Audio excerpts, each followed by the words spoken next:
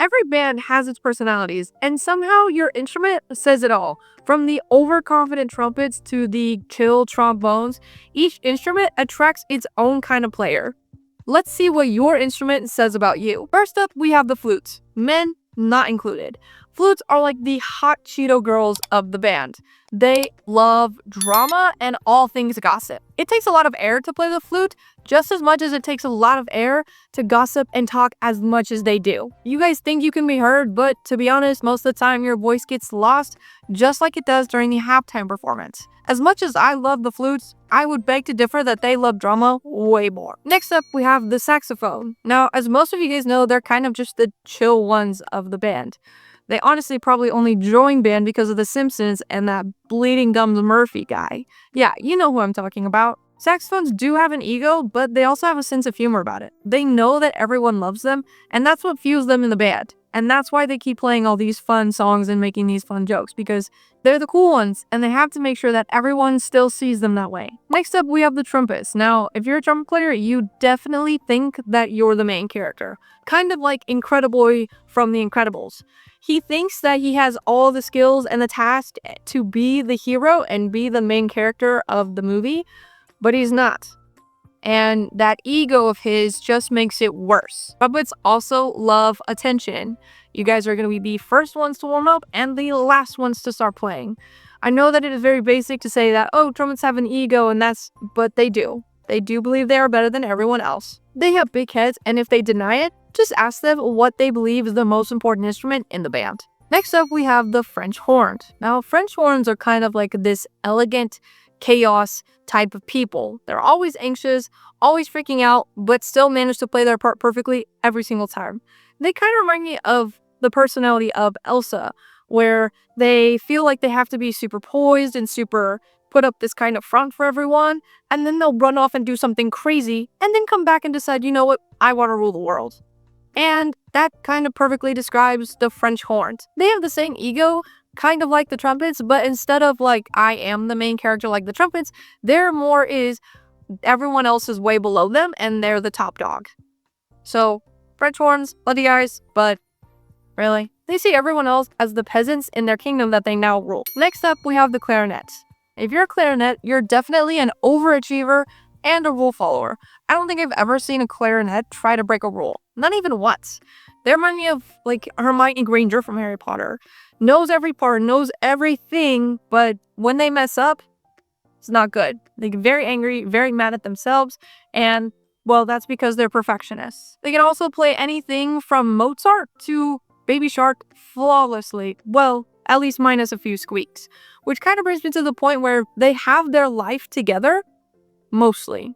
There are still going to be little squeaks of life where they're just kind of all over or twitching, but other than that, clarinets, y'all are perfectionists and quiet. Next up, we have the piano.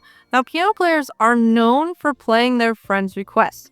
That's kind of just like a common thing that you're supposed to know how to do is someone says, hey, play this song. You're supposed to just know and play it. Because of this, they are the people-pleasing instrument. They feel like they are never allowed to make a mistake. If they do, it's going to be the end of the world.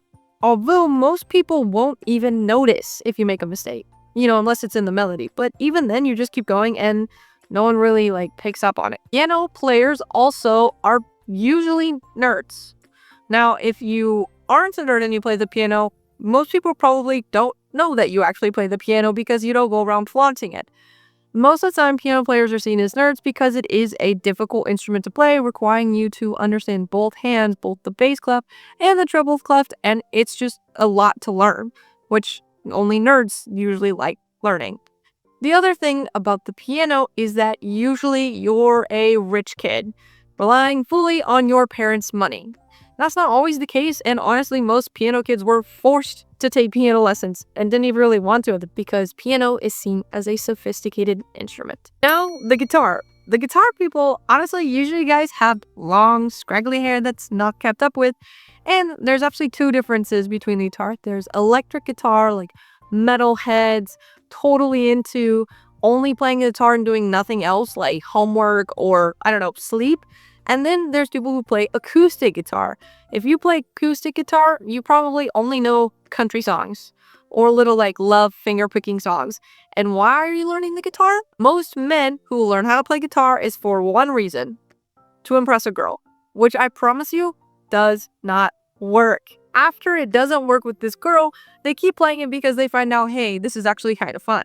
Guitar players are also either always A, in a band, or B, in the process of trying to make one. They also believe that they're gonna go famous one day and be some amazing country or pop singer and, just blow up all of a sudden out of nowhere. Or they're trying to impress multiple girls. And I promise you, being in a band and being the guitar player doesn't make you that much more attractive, and usually most of the girls will go for the lead singer, which probably isn't you. Now, if you're a girl guitar player, you're just chill.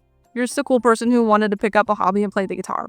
You're not out here trying to impress anyone, you're just learning it for yourself. So you go, girl. Now we have the euphonium. They are the middle child of the brass. They're super solid in all of their parts and generally in life, solid person, and definitely not flashy. They're just there to do their job no matter what it is in life, do it good, and then leave. That's it. Euphoniums understand that they are very essential in friend groups, in families, and in lives, but they're not going to brag about it because everyone will just tell them how not essential they are. It's just kind of like this deep thing that they have to understand, which is kind of sad. Euphonium players are also probably the nicest person in the entire band. Just kind, there to help you. Like our euphonium player just the other day, I was struggling to get my chair into the chair rack and he just took it and did it for me. No, not looking for like, oh, I'm trying to be so cool or whatever. Just be nice. So yeah, euphonium players, the middle child, but like a kind middle child. Just understanding that their role is not anything special, but embracing it. Lastly, we have the trombones. Now, the trombones are like the class clown jokers of the entire band. They're in the back, they're making jokes, they're making everyone laugh, and everyone loves them. They never take life too seriously. They kind of remind me of Jack Black. Jack Black is in so many different types of movies and is making all the jokes.